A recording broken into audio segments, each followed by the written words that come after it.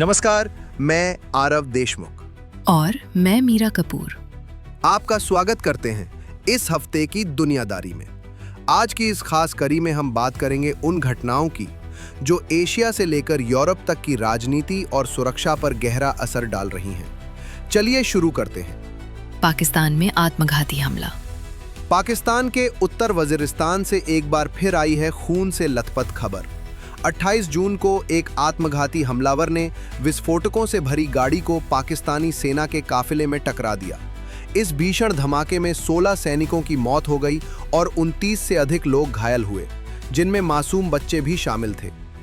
ये हमला उस समय हुआ जब पाक सेना कथित तौर पर आंतरिक ऑपरेशंस की तैयारियों में लगी थी, लेकिन असलियत ये है कि सेना के भीतर रणनीतिक विफलता, खुफिया एजेंसियों की कमजोरी और तालिबान गुटों से निपटने में नाकामी इन जानों के पीछे की असली वजह बन चुकी है।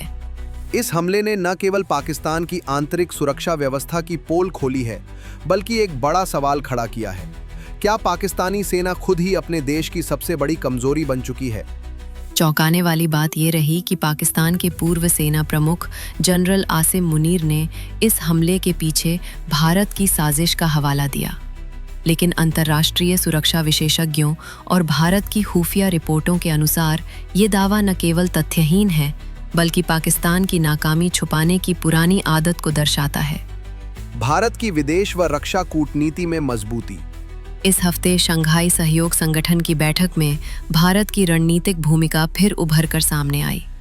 रक्षा मंत्री राजनाथ सिंह ने रूस के समकक्ष से मुलाकात की और सांस्कृतिक सौजन्य के रूप में नटराज की मूर्ति भेंट की, जो संतुलन और बदलाव का प्रतीक है।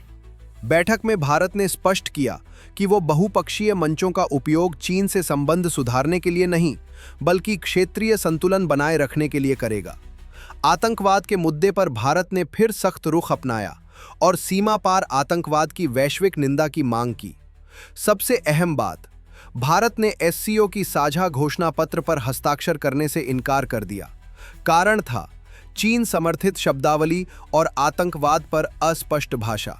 ये संदेश साफ है, भारत अब दबाव में नहीं, सिर्फ सिद्धांतों पर चलेगा। भारत की सुरक्षा व्यवस्था में इस सप्ताह हुआ एक बड़ा बदलाव। 1989 बैच के वरिष्ठ आईपीएस अधिकारी श्री पैराग जैन को 2 साल के लिए रिसर्च एंड एनालिसिस विंग यानी रॉ का नया प्रमुख नियुक्त किया गया। ये नियुक्ति ऐसे समय पर हुई है जब देश के सामने साइबर सुरक्षा, सीमा पार आतंकवाद और वैश्विक निगरानी जैसे कई चुनौतीपूर्ण मोर्चे खुले हैं। पैराग जैन का अनुभव और प्रोफाइल भारत की खुफिया नीति को और धार देने के लिए अहम माना जा रहा है। भविष्य का आधार। इस हफ्ते हमने इतिहास रचा। इंडियन एयरफोर्स के ग्रुप कैप्टन शुभांशु शुक्ला अंतर्राष्ट्रीय स्पेस स्टेशन ISS पहुंचे, भारत के पहले एक्सियम 4 मिशन के हिस्से के रूप में, और 41 साल बाद भारत को अंतरिक्ष में गर्व का पल दिया।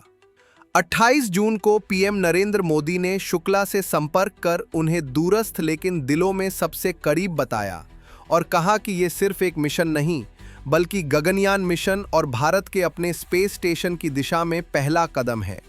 ISS से शुभांशु ने कहा, भारत बेहद विशाल और शानदार दिखता है। उनकी 14 दिन की रिसर्च में एग्रीकल्चर, हेल्थ और माइक्रोग्रेविटी टेक्नोलॉजी पर 7 भारतीय प्रयोग शामिल हैं, जो भविष्य में भारत की स्पेस टेक्नोलॉजी को मजबूत करेंगे। नेटो समिट 2025 में ट्रंप। हॉलैंड के हेग शहर में हुए 2025 के नेटो समिट में डोनाल्ड ट्रंप की मौजूदगी ने पूरी दुनिया का ध्यान खींचा। ट्रंप ने सदस्य देशों को मजबूर कर दिया कि वे रक्षा बजट को 2035 तक जीडीपी के 5% तक बढ़ाने पर सहमत हों, जिसे उन्होंने अमेरिका की ऐतिहासिक जीत बताया।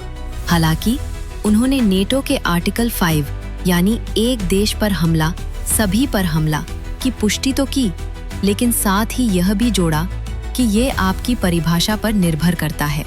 यह बयान यूरोपीय सहयोगियों के लिए एक चेतावनी की तरह था। ट्रंप ने स्पेन को अलग से निशाना बनाते हुए कहा कि अगर उसने रक्षा खर्च नहीं बढ़ाया तो अमेरिका आर्थिक कार्रवाई कर सकता है। नेटो महासचिव मार्क रूटे ने ट्रंप की खुलेआम तारीफ की, यहां तक कि उन्हें शांति का मजबूत नेता और हल्के अंदाज में डैडी कहकर संबोधित किया, खास तौर पर ईरान इजराइल संकट को लेकर। ट्रंप की रणनीति अब भी वैसी ही है, स्पष्ट नहीं लेकिन दबाव में लाने वाली। उन्होंने आपका धन्यवाद इस हफ्ते की दुनियादारी में हमारे साथ बने रहने के लिए।